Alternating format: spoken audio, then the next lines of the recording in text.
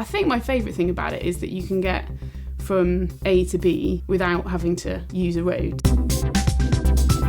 I think it's an amazing resource to have just such a great cycle path right away to the city centre. It gets called cycle path all the time. It's not the cycle path, it's the railway path.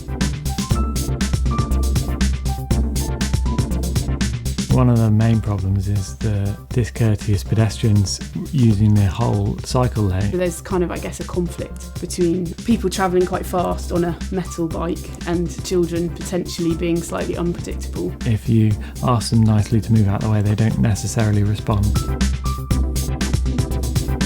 We are going to be implementing what we're calling a play zone.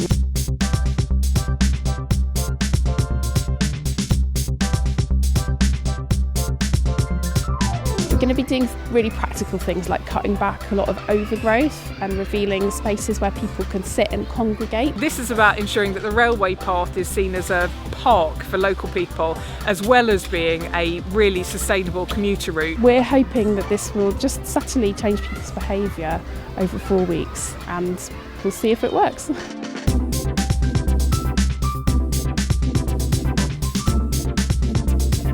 So when I was younger, I used to cycle and I used to have to get a train, so I'd go as fast as possible. And then once I started working in town a little bit more, I used to walk, and I suddenly realised not even going that fast on a bike feels incredibly fast when you're a pedestrian.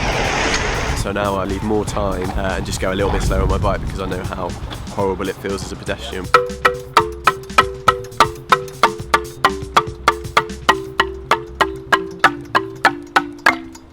So the board and suggestions box have been here for about 2 weeks now, so every few days I just come and see what people have been saying.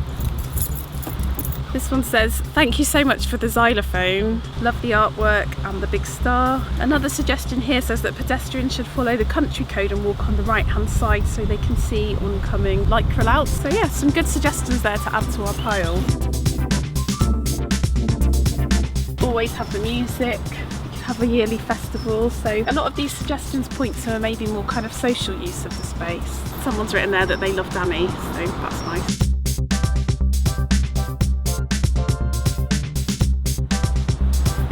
The reason I'm here this morning is to meet a cyclist who also uses the railway path, so we can have a chat about our different perspectives. Hi. You're right. Yeah, Nice I'm Anna. Patrick, nice to meet you.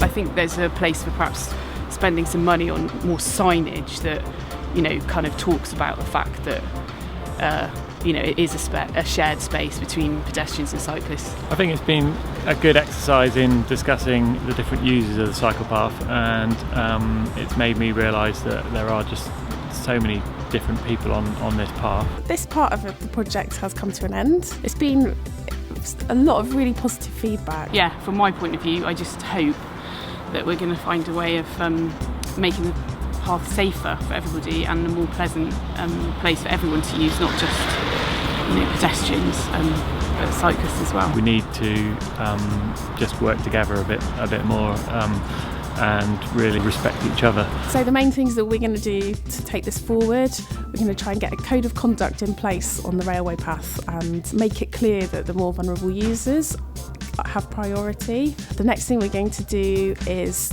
look at more creative ways to use the space and create this kind of zonal park feeling. And we're also going to look at how we can encourage more sustainable transport routes across the community to take some of the pressure off the railway path. It was an experiment and we're going to carry on experimenting.